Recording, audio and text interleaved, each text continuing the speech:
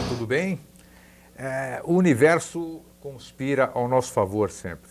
Então hoje, vejam só, pela primeira vez, eu acredito, nós estamos começando o programa com 5 minutos de atraso. E coincidentemente, entre aspas, hoje nós vamos abordar, como nosso primeiro programa de mais um ano do Vida Inteligente no Ar, nós vamos abordar a questão do tempo. Quer dizer, já falamos do tempo, o tempo conspirou aqui, começamos atrasados, nós vamos abordar o tempo, o que é o tempo, nós vamos falar sobre calendários, ou seja, dentro do nosso trabalho que nós vemos desenvolvendo desde setembro de 1900, desde setembro de 2005, quando nós trouxemos pela primeira vez o nosso convidado, Jorge Antônio Ouro, que está aqui mais uma vez e vai estar sempre conosco. É sempre um prazer receber você, Jorge. Minha satisfação, obrigado. E naquela ocasião, quando nós trouxemos o Jorge, houve uma grande comemoração e essa comemoração vem sendo celebrada até hoje. Então, Jorge, é interessante isso, né? Eu não faço a mínima ideia. Deixa eu chamar a atenção do telespectador, porque nós não temos roteiro, nunca teve script o Vida Inteligente. Não tem aquele ponto para ficar lendo ali. Não tem ponto para a gente ler. A gente não traz anotação, não combina nada. Nós não combinamos nada, então o nosso convidado, quando a gente traz o convidado, é um bate-papo, ele não sabe o que nós vamos perguntar. É uma conversa três, você, eu e o telespectador. Não tem nada combinado, exatamente. Você pode participar no tema de hoje, 3222-1137, formule a sua pergunta. A outra boa notícia que o tempo nos dá, que nosso programa, a partir de hoje, volta a ser de 1 hora. Então, nós vamos agora... Uma grande notícia. Até... Nossa, se não é uma grande notícia, né? É uma grande notícia. Então, Jorge, eu não sei que dia, claro, que a convenção do mundo, e nós vamos falar hoje, eu não faço ideia de que dia que é hoje. Porque pelo calendário gregoriano, que nós vamos falar a respeito dos calendários, hoje eu estou no dia 3 de janeiro de 2007.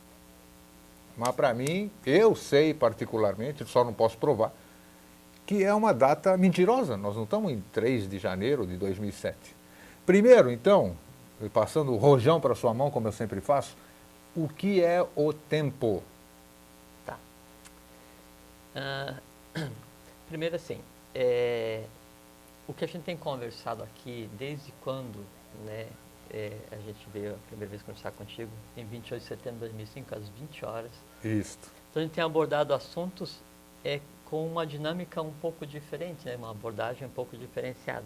E para entender isso que a gente tem conversado, e para que surta efeito isso que a gente tem tentado fazer, você que nos assiste, eu, você, grego, nós temos que ter uma noção, primeiro, muito clara, que mesmo o sol físico nascendo no Oriente, o sol espiritual já nasce no Ocidente. Tá? Essa é a base. E ou a gente entende a transformação que aconteceu e que está acontecendo no mundo, ou nós vamos ficar deslocados. Tão deslocados quanto essa sensação que se tem no comum, de falar assim, puxa, mas hoje é dia 15 e ontem parecia dia 1º. Isso. Pô, mas agora já é 5 da tarde e agora há pouco parecia 11 horas. Já estamos em dezembro e ontem parecia janeiro. Então, essa percepção, né, da falta de acompanhar as coisas, assim, da falta de tempo para acompanhar as coisas, do não entender como o tempo está passando tão rápido, né, decorre disso. É que toda a questão que antes geria o mundo, que vinha do Oriente, agora ela vem, ela se expande, ela é parida a partir do Ocidente, a partir do Brasil. Então, nós estamos hoje vivendo o Et Occidente Lux. Né? Opa, repete. Et Occidente Lux, a luz vem do Ocidente. A luz vem do Ocidente. Antes era o Ex Oriente Lux. Mas o que isso tem a ver com o tempo? Tem a ver com o tempo, porque assim, a coisa humana, a história humana, a gênese humana, a questão do planeta, ela foi preparada por uma série de acontecimentos, dos quais a mudança da percepção do tempo era um. Então, tudo que foi preparado para acontecer, tendo o Ocidente, tendo o Brasil por foco irradiador, ele provoca uma série de mudanças, né, no próprio gênero humano, e uma dessas mudanças, né, é perceptível exatamente nessa questão do tempo, que é o que está acontecendo agora. E o tempo em si, o que ele é? Bom, primeiro a palavra tempo, ela tem a raiz sânscrita que é tan. Tan. Tan, T-A-M. T-A-M. Isso. A companhia aérea, o logotipo da companhia aérea. Então, tan. Exatamente. Só que daí o tan em sânscrito significa corte. Corte. Corte. Então, o tempo, da maneira como nós entendemos, da maneira como nós percebemos nas 3 dimensões, né, que é a nossa existência hoje, ele é um corte na eternidade. Tempo é um corte na eternidade. Tempo, exatamente, porque existiu sempre uma coisa antes, uma coisa depois, uma durante, uma fração desse durante é que a gente congela e considera como hoje realidade humana e se mede então o tempo a partir disso. Porque se você pensar bem, o que é o passado? O passado hoje, ele é o conjunto de ações realizadas pela gênese humana, pela coisa humana, pela humanidade. Porque onde é que está o passado da Grécia? Onde é que está o passado de Roma, da Babilônia, da Atlântida, da Lemúria, da Bório, Hiperbóreo? Onde está isso? Ele não existe mais fisicamente, mas ele existe com o passado, que o resultado da vida desses seres, ou de todos os seres humanos que existiram, e esse resultado não resolvido, ele é o passado humano. Mas onde está o passado humano? O passado humano, ele está presente exatamente nessa vertente. É como se fosse assim, uma fresta dentro da eternidade. Essa fresta é o tempo. Toda a questão humana não resolvida, todas as vidas não resolvidas, todas as ansiedades, amores, tudo que a humanidade pariu mentalmente, emocionalmente, astralmente, vitalmente não conseguiu resolver, tudo isso que é o passado humano se projeta nessa fenda que existe, nesse tempo que a gente está vivendo agora para se resolver, buscando a harmonia. Em buscando a harmonia, em atingindo a harmonia, em resolvendo a questão humana presente e do passado humano que está nos seres humanos agora, toda a questão da abordagem de tempo ela se altera. Porque o que nos retém preso à percepção do tempo hoje é o passado humano não resolvido. E aí vem a questão, por que a humanidade ela é tão diferente que não tem 2 seres iguais? É porque cada um dos seres humanos vivo hoje representa toda uma fatia de um passado que tem que se resolver para que o passado, o presente e o futuro se mesclem em uma única coisa, que é o sempre. E o que viria a ser um termo que todo mundo usa hoje, chamado atemporalidade? O que seria a atemporalidade? A atemporalidade, ela obrigatoriamente, ela vai estar ligada a um outro conceito chamado instantaneidade. Instantaneidade. Instantaneidade. Tá. A atemporalidade significa o seguinte, eu consegui realizar fora da linha espaço-tempo. E elas estão mescladas, espaço-tempo são as premissas da existência humana agora. A atemporalidade é eu criar, eu entender, eu agir, eu interagir com o meio sem estar limitado na questão das 3 limitantes da matéria. Isso é possível? Totalmente, é isso que a gente possível. tem feito hoje. Quando você, tanto é que assim, quando você pensa alguma coisa abstrata, quando você imagina alguma coisa que não existe, por exemplo, eu te imagino perfeito, rico, saudável, longevo, consciente. No momento em que eu imagino isso, eu estou criando uma coisa atemporal, porque o imaginar ou viver do ponto de vista de mente, de ser humano, o resultado químico, físico, biológico é exatamente o mesmo. Então, se eu te imagino dessa maneira, se eu imagino a humanidade dessa maneira, eu crio uma coisa atemporal. Entende? Que ela transcende toda a temporalidade. Entendi. E se eu uso a vontade, junto com a sabedoria, cérebro e coração, para criar uma coisa atemporal baseada na instantaneidade, eu densifico de tal maneira essa coisa, essa realidade que eu criei, que ela passa a ser parida dentro do conceito da instantaneidade. Uma coisa atemporal, parida na instantaneidade, automaticamente ela se torna visível. Em se tornando visível, ela entra no conceito que a gente chama de real. Então, o que é a realidade para a gente hoje, para o humano, para a humanidade? É aquilo que é visto. O que é visto? Aquilo onde a luz incide, reflete, traduz e eu conheço. Então, se eu crio uma coisa atemporal e dentro da instantaneidade, eu transformo uma realidade não existente, diferente, nova, invisível e imperceptível pela humanidade como um todo. Eu acho que isso aí é o que nós falamos num dos últimos programas do ano, né? Onde você falou que o ser humano tem todo o poder de criar, né? De fazer o seu amanhã, de fazer o seu progresso, de fazer a sua felicidade, de fazer isso tudo. Tem uma coisa muito interessante para a gente entender essa questão tempo, Grego, que é assim, então, quando você vê uma publicidade de um carro, então assim, lançaram o carro modelo XYZ que tem 800 HPs, mas é limitada eletronicamente a velocidade em 250 por hora. Limitada eletronicamente significa o seguinte, tem um conjunto de valores, um conjunto de processos que limita aquele veículo a não passar determinada velocidade. Sim. Limitante eletrônica. Uma série de limitantes é colocada para a humanidade que impedem a humanidade de se comportar com o potencial que ela tem. Então, qualquer um de nós pode fazer coisas inimagináveis. Eu tenho certeza disso. Pode parir, né, universos e ideias da mesma forma como pare filhos. Só que o que acontece? Nós somos condicionados através do tempo, da necessidade, do trabalho, né, de um ciclo de renascimentos e mortes.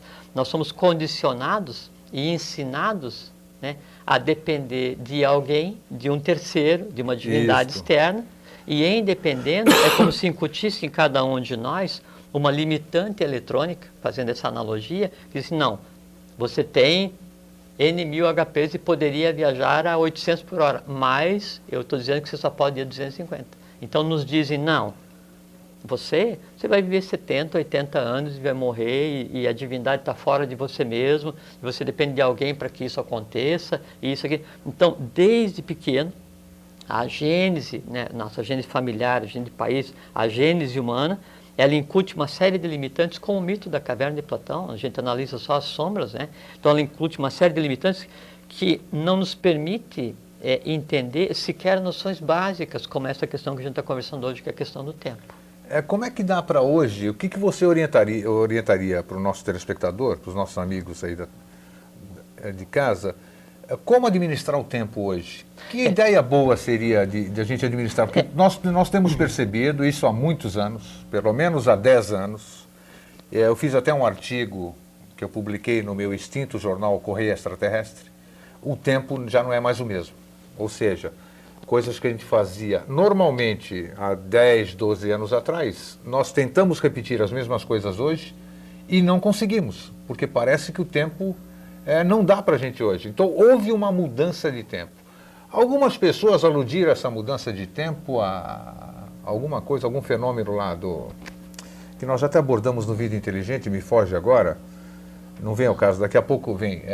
Uma alteração que se dá aí dos átomos, ou não sei. Aquele negócio que fala, vai passar no cinturão disso, na faixa privatória assim, daquilo. Sempre tem um fator externo que nos altera, a gente nunca mas soube. Mas que é uma realidade, que é uma realidade o tempo já não é mais o mesmo. Isso nós estamos discutindo hoje. Como administrar esta sensação que nós temos hoje, Jorge, de que nós não conseguimos mais realizar aquilo, o dia parece, que nem você acabou de citar no começo do programa, o dia parece estar voando. Ou tem dias o contrário, né? Que parece que o relógio parou. Eu não quero tomar muito a sua palavra. O ano passado, no final do ano passado, eu confidenciava com amigos da mesa, eu fiquei durante 2 ou 3 semanas com a sensação do dia seguinte. Eu sempre estava com a sensação de um dia depois. Hoje é uma quarta-feira, para mim era quinta, e não conseguia tirar da minha cabeça. Isso aí é doidice minha? Não é. É alguma referência?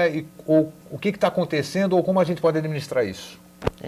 Porque assim, a gente sempre acha que é problema nosso, né? Que a gente está com algum problema, alguma coisa. O ser humano é assim. Não é problema, é que a humanidade ela foi ensinada a sofrer, né? Então, se você vê, como por exemplo, a questão dessa mudança de percepção do tempo humano, é uma coisa altamente positiva, né? Mas a gente encara como uma coisa negativa.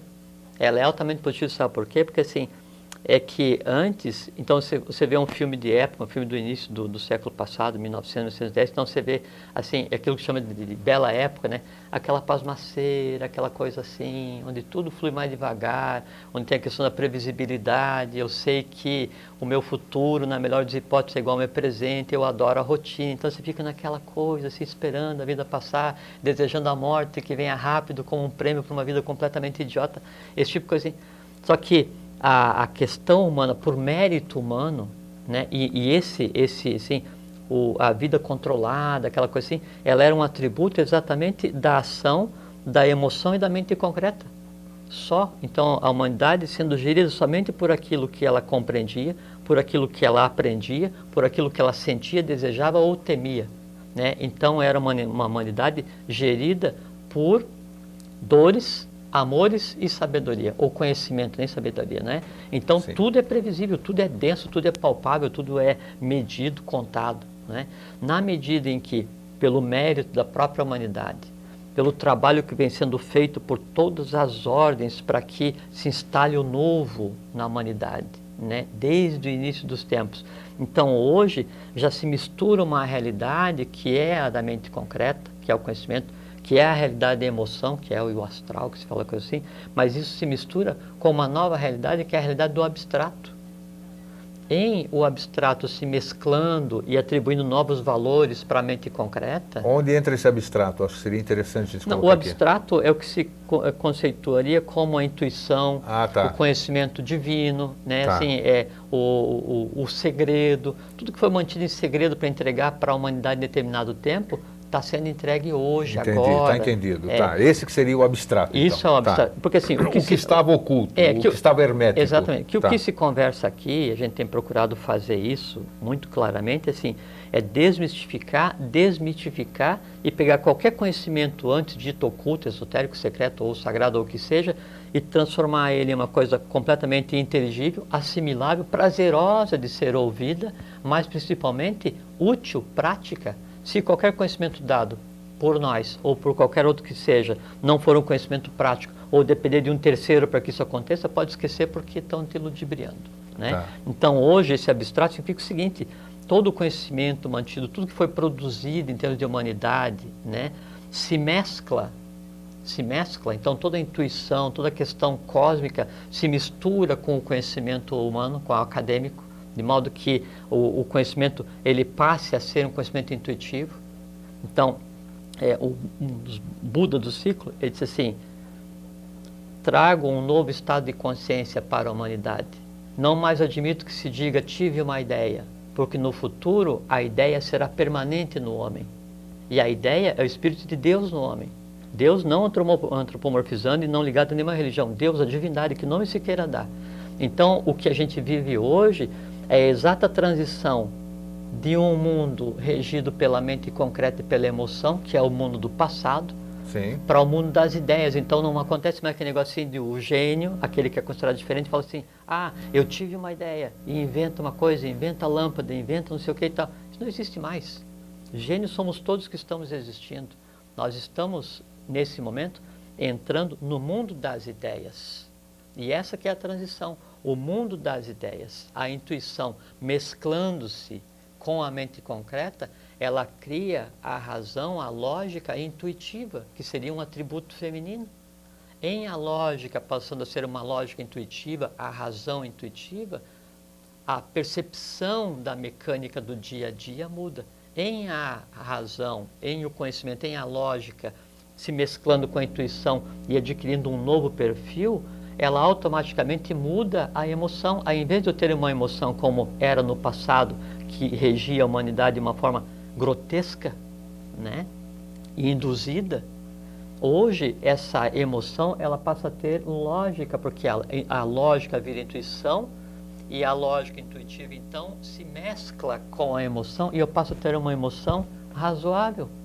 Então ninguém mais vai dizer assim: ah, eu agi por instinto, ah, eu agi baseado na emoção, né? Isso é o ser humano sendo comandado pelos seus próprios, pelas criaturas que ele pariu, né? Isso não se aplica mais. Então, em síntese, essa sensação, em função do que você acabou de dizer, essa sensação, então, é em decorrência dessa mudança. Não, então, e é física, é real. Ela é física, mas, ao mesmo tempo, essa impressão que nós temos é uma impressão falseada em função dessa transição do abstrato se concretizando, vamos dizer, que a gente não consegue entender isso ainda e a gente confunde com outra coisa. E se alguém perguntar assim pra gente: tá, mas qual é a prova que você me dá que nós estamos no futuro, que nós estamos em um novo ciclo, assim, em uma nova realidade, né, onde tudo é novo? E novo, veja bem, grego, novo não de diferente do antigo, o novo é novo, né? Então, o que prova nós temos que nós estamos no novo hoje, uma nova humanidade, uma nova forma de sentir?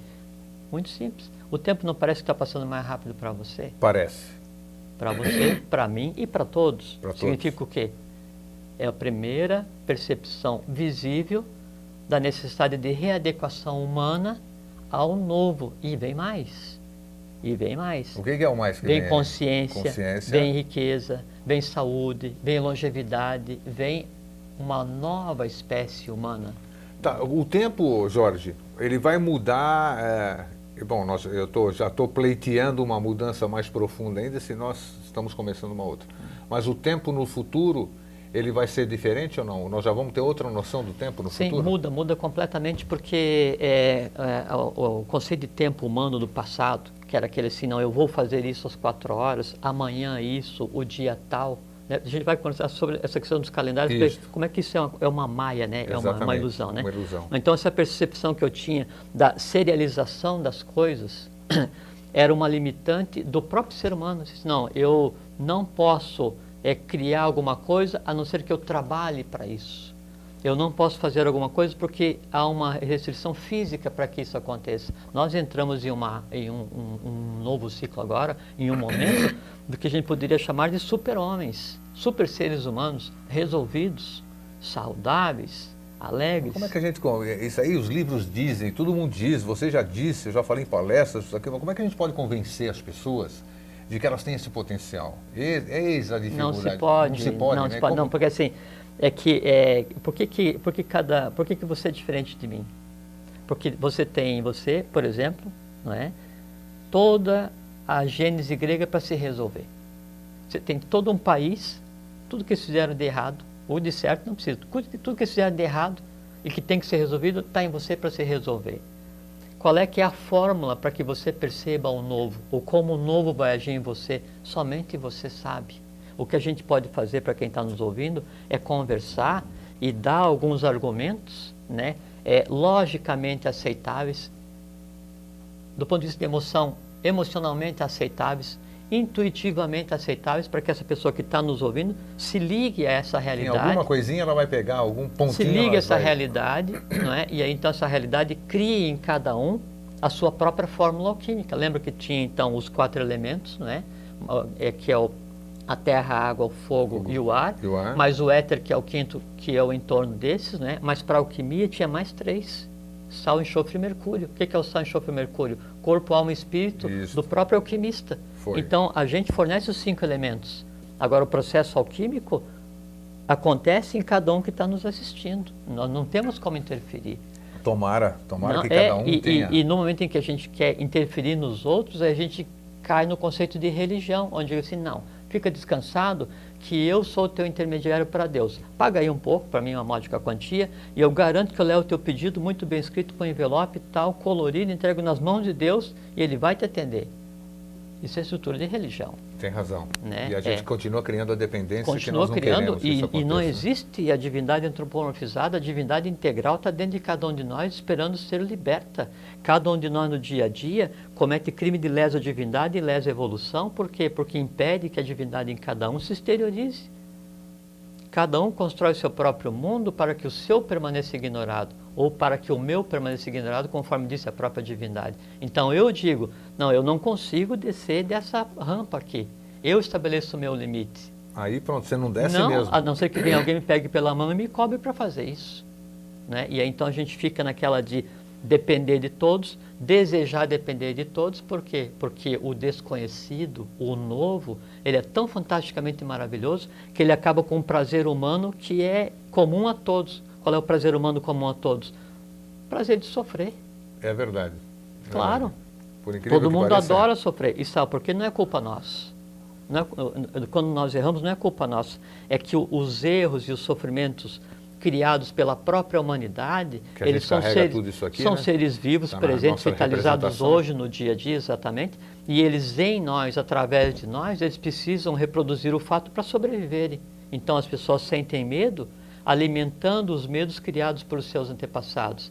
Em um ser humano deixando de sentir medo, ele liberta a si mesmo, liberta todos os seus antepassados, reescreve uma fatia do passado humano, automaticamente substitui o passado humano e o presente humano por uma fatia de futuro só. Então o processo alquímico, ele é absolutamente simples. Era como era na questão da alquimia, né? Você tem lá o lápis filosoforum, a suma matéria, a pedra filosofal, a fórmula da alquimia, todo mundo conhecia. né? Era pegar o enxofre, era pegar o mercúrio, né? Era pegar o calor quente, calor frio, fazer todo o processo com o sal, não sei o que e tal, determinado dia da lua, você vai e faz isso 3 vezes. Então, a forma, a gente podia ver aqui, dá para qualquer um. Quando que o alquimista conseguia a pedra filosofal? É quando ele de tanto repetir o processo alquímico, de tanto tentar entender essa alguma coisa, ele era a própria alguma coisa, ele era o próprio metal sendo transformado. No momento em que ele adquire tal identidade com o metal, com o objeto de estudo, que ele passa a ser aquilo, a transmutação alquímica aconteceu primeiro nele. Ele vira ouro. Aí, em ele virando ouro, ele adquiriu o poder de criar o ouro físico. Tanto é que, por exemplo, assim, lá lá em Santiago de Compostela, lá na Espanha, né? Espanha. Então existia a Ordem da Calatrava, que era um braço dos Templários, só que ligado aos mouros, não é? Então era o braço alquímico dos Templários. Lá eles fabricavam ouro de verdade. Tanto é que por isso que a Espanha teve aquele apogeu gigantesco, aquela coisa toda, nessa época, porque eles fabricavam ouro, prata, fabricavam o que queriam lá. Mas por quê? Porque era um conjunto de iniciados, né, trabalhando, já resolvidos, produzindo ouro físico a trabalho da lei. Hoje você está falando, nós estamos falando aqui de alquimia, mas o que me veio aqui enquanto você estava falando, hoje se fala para a gente trabalhar alquimia interior, né?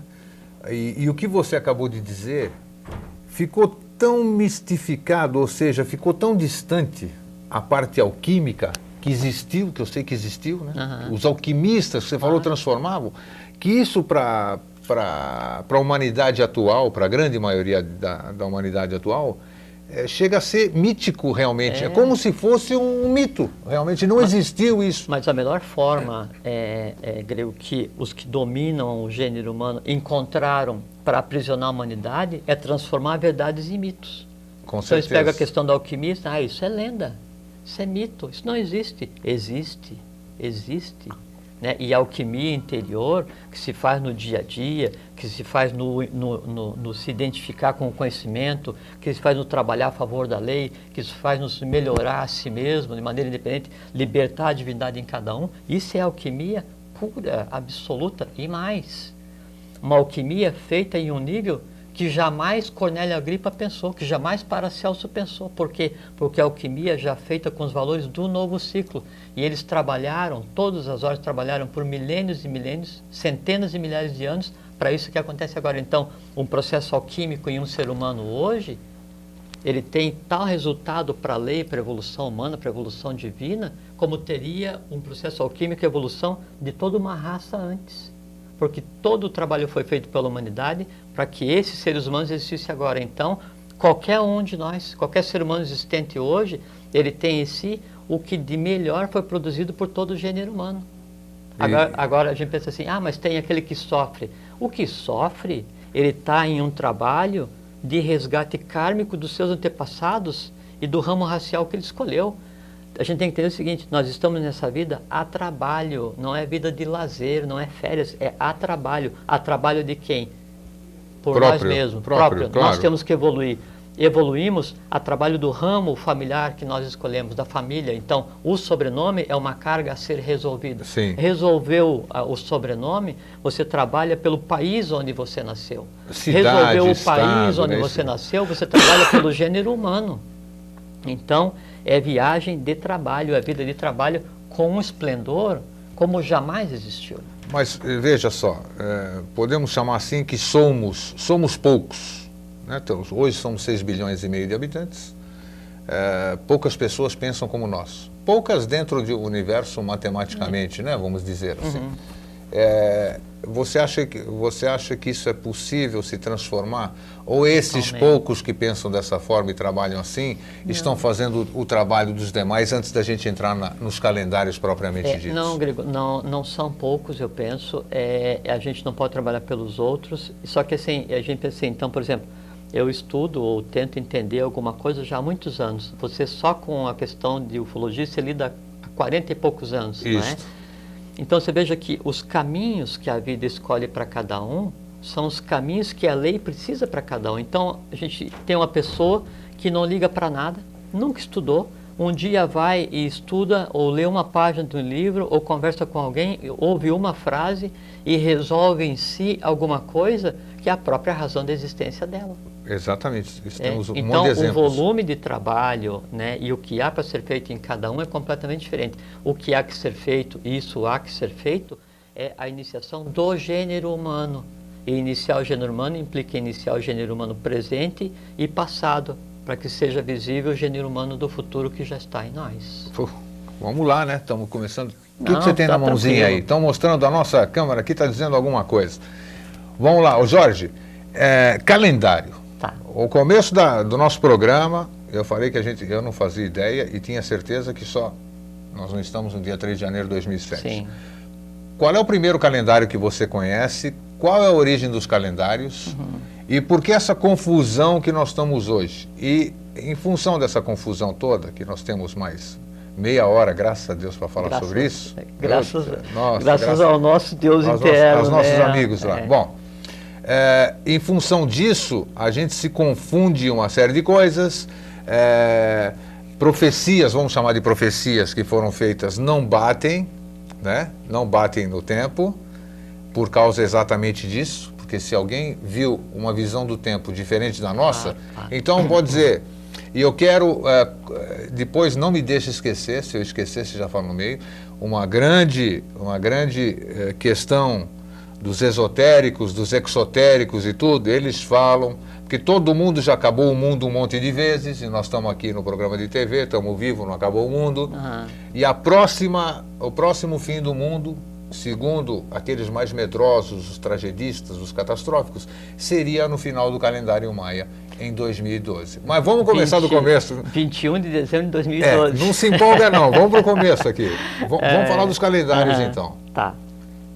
Bom, primeiro assim, toda a cultura ocidental, né, ela se assenta na cultura romana, né, com relação a calendários, né, o Ocidente, né, já vão chegar. Então, por exemplo, mas você já veio para frente, você já veio para Roma. Roma é... Não, só para chegar aqui e depois aí comparar com o que comparar, né, o que é o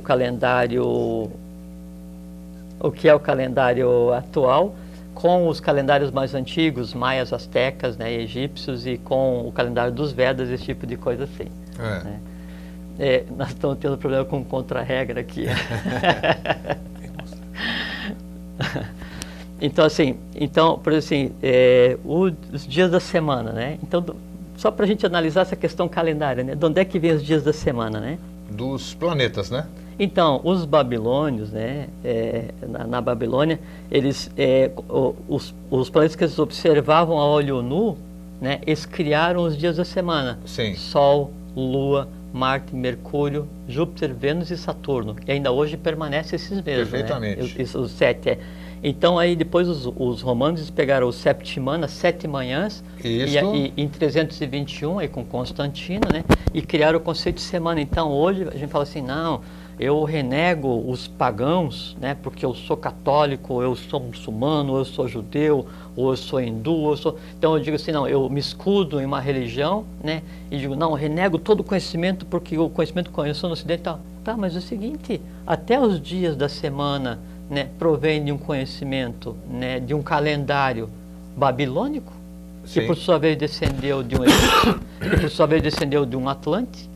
Então, como que o teu dia a dia faz parte, né, esse conhecimento, está embutido nesse conhecimento, e você renega? Então, aí com a questão do calendário. Então, partir... Peraí, você falou calendário Atlante, já me interessou.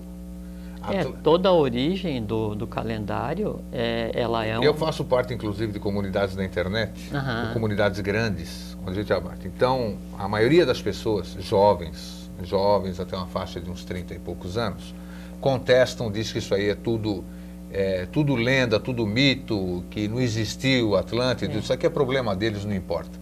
Mas você me falou, considerando que Atlantis foi um dos povos dos quais nós somos remanescentes e muita coisa, fala, sem perder a sua sequência, eu quero saber do calendário Atlântico, seria o mais antigo ou não? Não. Não seria o mais antigo? É porque o calendário mais antigo, ele existiria antes da Terra mudar o seu eixo em 23 graus, né? Que seria na transição da Lemúria para o Atlântico. Então eu tinha uma contagem de tempo completamente diferenciada. Sim.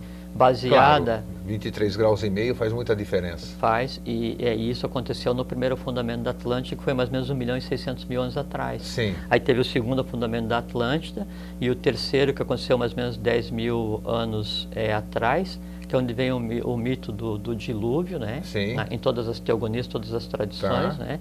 E é onde então houve o êxodo do Atlante para todos os continentes, e onde restaram os livros ditos sagrados, né, como Tá. o Popol Vuh, que ele narra exatamente como foi o último dia de existência da última ilha da Atlântida, que foi Poseidones, né, onde Platão narra, porque Platão pegou esse conhecimento do Egito, né? Então, a partir dali, esse conhecimento ele foi separado, e aí, então, sim, os astecas tinham um calendário que em precisão só foi achado um igual, ou se chegou a tal precisão em 1970 e poucos. É verdade. Né? Os maias tinham um calendário, né, tão preciso, né, que só se conseguiu chegar agora, né, há pouco tempo também.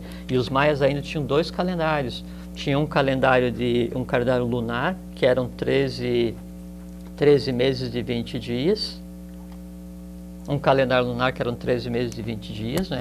E um calendário solar 365 dias. E os maias é muito interessante porque eles não tinham nome de meses, tinham nome de dias. Só que os maias só contavam até 19, né? Então o número 0 em maia é como se fosse um olho, né? Isso. Número 1, 1 ponto, 2, 2 pontos, 3, 6 pontos, 4, 4 pontos, 5, 1 barra, 6, 1 barra e 1 ponto, 7, 1 barra e 1 ponto, tal, 15, 3 barras, 19, 3 barras, 4 pontos, Sim. 20 não tem, começa de novo. Não tem, exato. E o calendário solar maia, ele tem 365 dias, mas tem uma coisa muito interessante com relação ao calendário dos maias, é que o calendário maia, ele começa em 3114 a.C.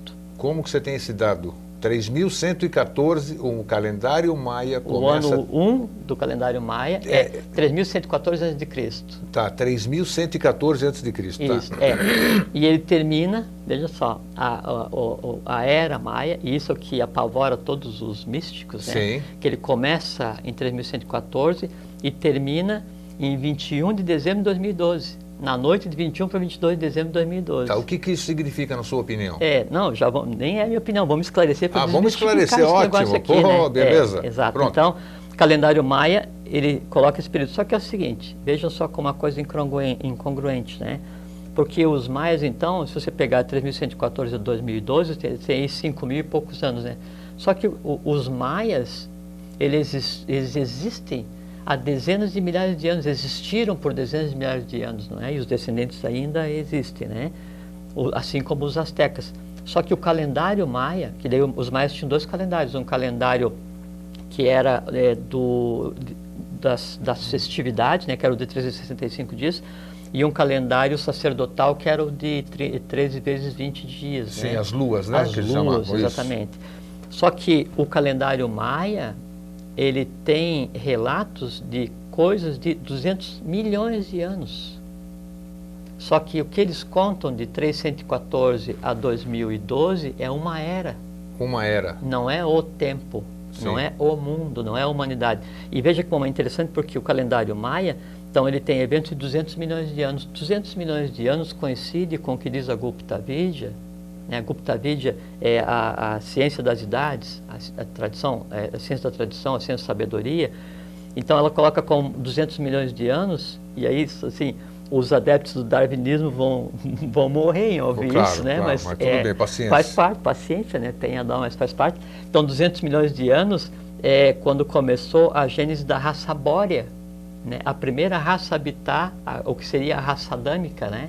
O Adão e a Eva da Bíblia, do né? catolicismo. É a raça adâmica, e a raça adâmica, ela inicia por volta de 200 milhões de anos, e é a raça bórea, né? E existiu na calota norte da Terra.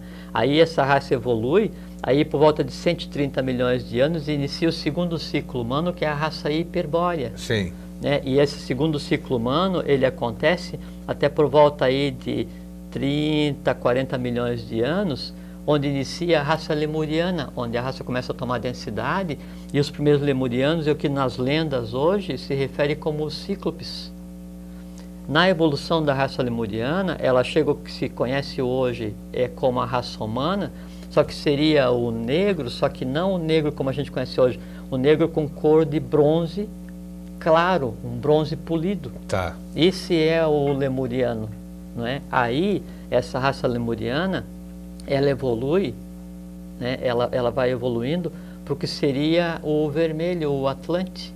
Então, e isso também é uma coisa muito importante para a gente falar agora, essa questão da... Como é que fala quando uma raça não gosta da outra? Como é que é? Racismo. Racismo. Que é uma... Assim, essas palavras assim, idiotas, essas palavras põe o e-mail do Jorge aí essas palavras, assim, no crédito aí, deixa aí um pouquinho. Essas palavras do ciclo passado eu nem tenho mais no meu vocabulário. Então essa palavra que dizem essa questão da briga contra a raça, ela é baseada em uma ignorância tão grande.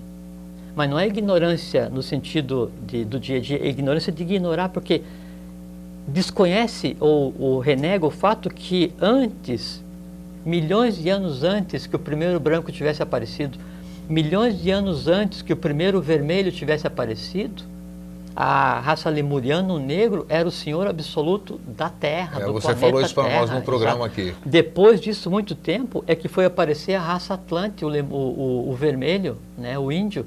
E aí fala assim, mas o índio, aí o cara imagina o índio, aquele cara de chinelo de dedo, bêbado na beira da estrada e tal. Essa é a parte do índio que está resgatando o que é necessário. Agora, o Atlante, a civilização Atlante, e respeito à questão da pergunta, questão da Atlântida, a civilização Atlante existiu no seu apogeu tecnológico, onde uma pálida imagem são as pirâmides, o templo lá no Camboja de Angkor, sim, a Teotihuacan, Chichen Itza, Machu Picchu, uma pálida imagem do que foi a cultura, a tecnologia Atlante, né? E isso aí existiu por 200 mil anos. Tá? Depois disso, na quinta sub-raça Atlante, então, houve uma migração para a meseta do Pamir e começou-se a mesclar, a produzir o que seria a raça aio-semita, que depois então se expandiu pelo Oriente, pelo Oriente Médio, veio para a Europa, veio para a Península Ibérica e se projeta para o Brasil.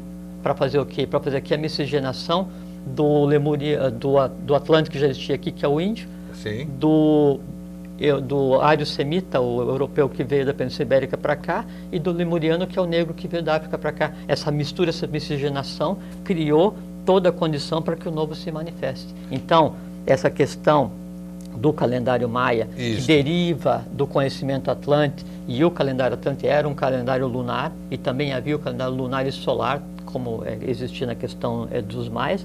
Isso existe há centenas e centenas de milhares de anos. Então o que vai acontecer? Parte desse conhecimento depois então derivou para os babilônicos, né, para os gregos, coisa assim, para daí depois disso então gerar o que seria o conhecimento romano, que é o que norteia a civilização ocidental.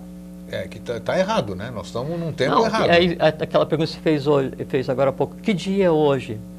Vamos considerar o nascimento de Jesus Cristo, Joshua ben Pandir, né? Que não nasceu em 25 de dezembro. 25 de dezembro era o Solis Natalis Invictus, que era uma festa pagã, né? Que era o solstício de inverno, que antes era o primeiro dia do ano. Né? Mas mesmo se a gente tomar como ele tendo nascido, né, o calendário sendo contado a partir do ano zero, que é o nascimento dele, e ele existiu realmente, isso é uma verdade, a gente pode um dia conversar a respeito.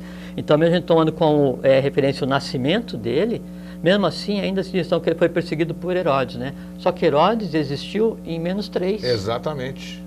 Não bate o... Então não é 0. Exato. Se você pegar o calendário chinês, eles dizem que Jesus nasceu em 5 DC, 5 depois de Cristo, porque foi o período em que aconteceu, né, um evento astrológico que coincidiria com a estrela de Belém. Perfeitamente. Que também não tem nada a ver, porque a estrela de Belém é simbólica, né? E aí tem a ver sim com a questão dos 3 reis magos, que vieram do país de Prestes João, que na verdade é Agar de Shambhala, né? E aí tem lá Betsareia, Meliquior e Gataspa, que são o rei do mundo e as colunas, que vieram trazer ouro e incenso. Então tem toda uma verdade cósmica, né, por trás disso, mas que questiona a questão da cronologia. Sim. Né? Então, assim, aí chegando na questão do hoje, né? Então, Roma tinha o calendário de Juliano, Rômulo. né? Não, antes, Rômulo, antes do primeiro calendário de Rômulo, né? Tá. Quando Roma foi criada, isso em 755 a.C., alguma coisa assim, não me lembro exatamente, né? Então tinha o primeiro calendário, que era dito como calendário divino, só que era 10 meses de 30 dias. E o resto era inverno. O primeiro mês chamava Martius, né? Que é em homenagem a Marte, né? Isso. E aí, então, o ano ia de março a dezembro. Por isso que tem o nome dezembro, porque é 10. Por isso tem o nome novembro, porque Exatamente. é 9. Setembro, 7, é 7, né? Outubro é 8, né? Julho e agosto não tem nada a ver, mas é porque daí na época que foi criado o calendário, depois, o calendário juliano para o Júlio César, ele quis homenagear 2 Césares, e aí o Júlio e César Augusto. Isso. Como eram 2 Césares, então um não podia ficar com menos dia que o outro, botaram 2 dias de 30 e botaram 2 dias de 31. Exatamente. Né? Mas não tem nada a ver. Então o primeiro calendário, o calendário de Rômulo, então era 10 dias de 30 e o resto era inverno, não é? Aí depois se criou, bom, primeiro assim, o próprio termo calendário era o primeiro dia do mês dos romanos, que é o calenda, né? Isso. E o calenda, ele era o primeiro dia do mês, que era o mês em que se cobravam os impostos e os juros. Eu pesquisei sobre isso. Então é uma praga que isso vem desde lá, né? Então o calendário vem daí. Aí então, tinha esses 10 meses de 30. Depois, em 46 a.C., veio o calendário juliano. Como começou Roma a se expandir para o Oriente, para outros países, e cada país tinha seu calendário, né? Então aí o Júlio César disse, não, vamos pegar um calendário único. Ele pegou um calendário babilônico, né?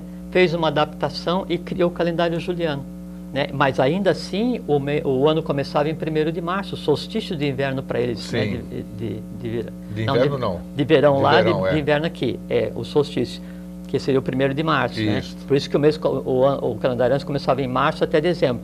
Aí, no calendário juliano, se agregou mais 2 meses, né? Januário e fevereiro, depois virou janeiro e fevereiro. E tanto é que fevereiro seria o último mês do ano antes de começar o solstício. Perfeitamente. Então, vem de Febros, que é um deus da cultura oriental, que é o deus da morte e do renascimento, da recriação. Então, como acabou o ciclo, o último mês é Febros, deus da morte. Que seria o nosso dezembro hoje, né? Não, é fevereiro. Não, sim, era o fevereiro, mas seria o nosso dezembro, porque o ano começava em março. Começava em março, ele ia de março a dezembro, né? Aí então se criou, se colocou mais 2 meses e ficou então esses meses de 30 e 31 dias, mas ainda assim era imperfeito. E esse calendário juliano, ele permaneceu de 46 a.C. até 24 de fevereiro de 1582, que é o dia que foi instaurado por decreto o calendário gregoriano. Aí se fez as correções de ano bissexto, essas coisas assim, e permanece até hoje. Então, hoje, assim, só que daí, no calendário gregoriano, ele diz assim, não, o ano não começa mais no solstício, ele vai começar em 1º de janeiro. Exato. Então, hoje, a gente, além de usar um calendário, né, que deriva do conhecimento oriental, né, e não teria nada a ver com o conhecimento ocidental, ele está completamente às avessas, porque começa em 1º de janeiro, quando devia começar, o ano começar em 1º de março. Agora eu tenho certeza que eu estou captando a pergunta de alguém lá do outro lado da telinha. Em se considerando o que nós estamos falando agora, o que você acabou de dizer, então, como é que eu posso considerar o calendário maia? Não vai ser, então, 21 de dezembro de 2012, segundo o calendário maia, não vai ser 21 de dezembro de 2012.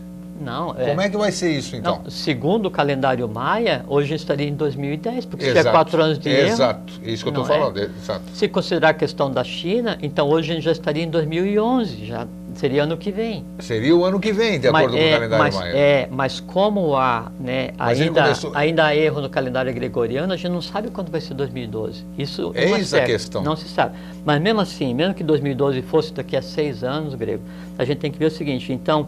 O que os maias fizeram foi nomear uma yuga. Yuga, em sânscrito, é uma idade. Sim. Né? Só que assim, veja que uma coisa muito interessante. Então, Krishna nasceu por volta de 3.500 a.C., né? E é Zeus Krishna, né? E é muito interessante porque ele teve 7 irmãos antes, Krishna, né?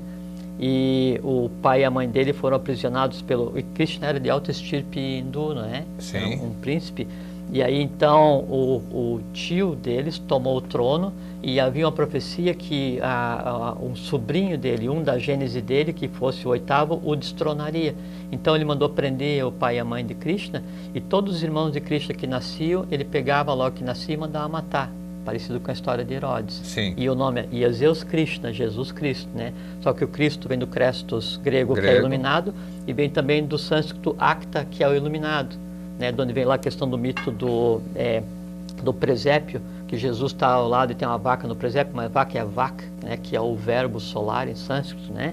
Então, os 7 irmãos de Krishna são mortos e ele consegue escapar e ele vira o 8º avatar de Vishnu e transforma o mundo lá para a região lá do Oriente, né? Então, Krishna nasceu em 3.500 e poucos e dá-se a morte dele por volta de 3.100, 3.100 alguma coisa. Alguns dizem 3.147, outros 3.247, mas mais ou menos na época em que começa o ano zero do calendário maia. Um evento de um lado do mundo, outro evento do outro lado do mundo.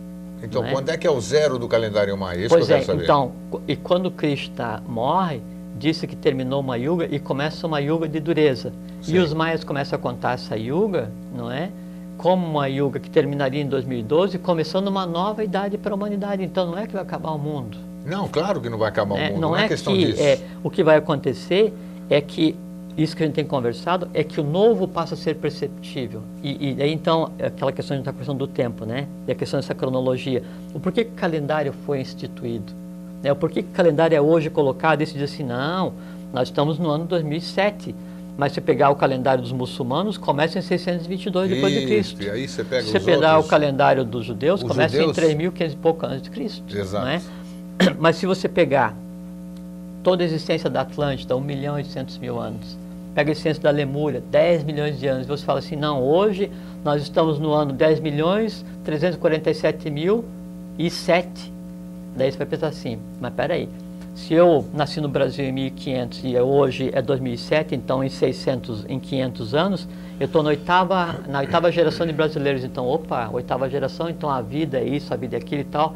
Então eu vejo a vida de uma maneira completamente diferente. Se eu imagino que daí não é 500 anos de Brasil, mas o Brasil já tem algumas centenas de milhares de anos preparado para isso, assim, opa, então eu faço parte de um processo de centenas de milhares de anos. Se eu pego toda a gênese humana e falo assim, opa, mas eu faço parte de um processo de milhões de anos. Então, o que são 70 anos que é a minha existência, ou 100 anos dentro de milhões de anos? Nada. Obrigatoriamente nos leva a uma mudança de abordagem da questão da cronologia e da nossa própria importância para ver que a coisa é sequencial e a nossa capacidade de geração, nossa capacidade de produção mental, física, vital, ela transcende qualquer coisa criada pela própria humanidade. Eu acho bonito, você sabe que eu coaduno das mesmas coisas que você fala e toda essa coisa, mas eu tenho a convicção que se não houver o que a gente chama, o que todo mundo conhece como milagre, ou algum tipo de alguma intervenção que nós sabemos a que tipo se refere. Se nós não tivermos isso, nós, por conta própria, nós não temos a mínima condição de despertar. Porque nós estamos tão presos a todas essas coisas. Você está falando de resgate do nosso passado. Nós estamos aqui para resgatar todos os nossos antepassados. Sim. Hoje nós estamos olhando isso aqui, as televisões, os órgãos de imprensa, e parece que nós nem estamos no 3º milênio. Que você olha de uma forma geral, ampla e restrita, você vê que a coisa está feia. Então, eu acho que nós vamos ter que ter alguma intervenção. Que tipo? Agora, pode dizer que eu estou viajando na maionese, que eu estou surtando, não importa. Tipo, Jesus existiu, sei lá, existiu. Ele volta, eu digo que não volta. Não volta porque pode brigar comigo, pode fazer. Quem não voltou Krishna, não voltou Zoroastro, Orfeu, Osíris, Mitra, não voltou ninguém. Não teria que voltar Jesus. Mas para não ferir suscetibilidade. Eu sei que virá um novo. Sempre vem um novo. Aí a questão do... E aí é que eu quero para deixar você depois ir até o fim. Esse seria um fato relevante, que aí mexeria com a humanidade inteira, seja lá quem for, eles vão identificar. Sim. Vai aparecer, vai identificar. O filho da viúva para os maçons. Isto, não importa. Então, é um fato desse gênero que eu digo para você. Esse seria o que eu chamaria da transformação através do amor. Sim. Aparece um ser maravilhoso, um ser que irradia amor, que irradia tudo isso aí que os grandes avatares pregavam. E a outra opção que nós temos, na minha opinião, está falando de Eustáquio aqui, seria a dor. A dor o que é? A besteira, a inconsequência, um ataca o outro, eclode uma guerra mundial, somos todos 2/3 da população dizimados, não vale mais nada dinheiro, não vale absolutamente mais nada, e o que nós vamos viver depois? De solidariedade. Aí nós estaríamos começando um novo ciclo, uma nova era, novos homens, mas através da dor, através da coisa. Então, eu deixo com você a palavra agora, a minha opinião que eu já expressei, e digo que uma mudança, a meu ver, no momento, só seria possível para atingir 6 bilhões e meio de consciências que estão aqui, né? Seria de uma dessas formas, ou através do amor, através da aparição de alguém reconhecidamente líder, seja lá do que chamarem, espiritual, carismático, seja lá o que for, ou então através da dor, que através da dizimação e traria solidariedade, e nós estaríamos transformando o mundo. Com a sua palavra, pode dar sequência agora. Então, com relação a essa vinda desses seres, né? Então tem o próprio simbolismo no Natal, né? Que passou agora na outra semana, né? Então tem lá a árvore de Natal. Já os celtas, eles enfeitavam os carvalhos, que era a árvore sagrada para os druidas, né? Com frutas pintadas de dourado. Porque, primeiro que se usa a questão da bola vermelha com a árvore, porque verde e vermelho é forrado com Kundalini, as duas energias básicas que gera a própria matéria, né? E a bola vermelha na árvore, cada bola vermelha é um que veio.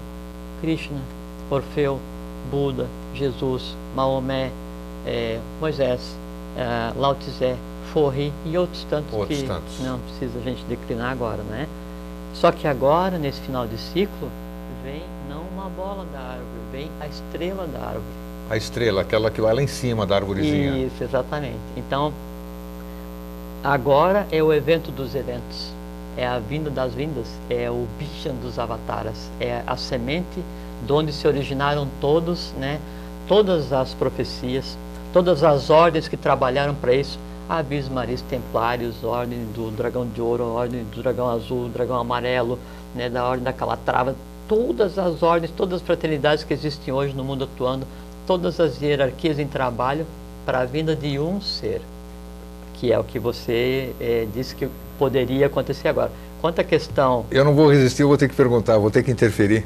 Segundo as tradições, não, tudo bem, eu só vou interferir e vou ficar quieto de novo, mas eu não podia deixar de fazer. Considerando que 2012 fecha o ciclo Maia, que seria uma era, como se diz, e que isso vai gerar algum tipo de transformação, como você disse, nada de fim de mundo, transformação. Já tá em agora, considerando, né, que está na hora do novo avatar vir, a pergunta que fica é problema seu. Eu jogo o rojão mesmo. A pergunta que fica é a seguinte: ele viria dentro desse período de hoje, do dia de hoje, 3 de janeiro de 2007 até 21 de dezembro de 2012? Se você não quiser, não responde. Não, a pergunta feita, a resposta então tá aí. Resposta falada, né? Então, só terminando o comentário com relação à tua colocação anterior, essa questão da alternativa B, do plano B, que é a guerra, né? Sim. De dizimar, isso é coisa do passado. Isso, assim, Você tem certeza? Você acha isso? Que não tem uma condição de... Eu nem acho. Tá, ótimo. Deus te ouça. Não, ele ouve porque o meu Deus está em mim, o isso, teu Deus está em você. E o meu uma e o força teu, de expressão. E o meu e o teu é o mesmo, assim como Deus que está em cada quero um paz. é o mesmo que o meu. Não, Pax Perene, P e Pax com X. Isso. P a X ainda, não é?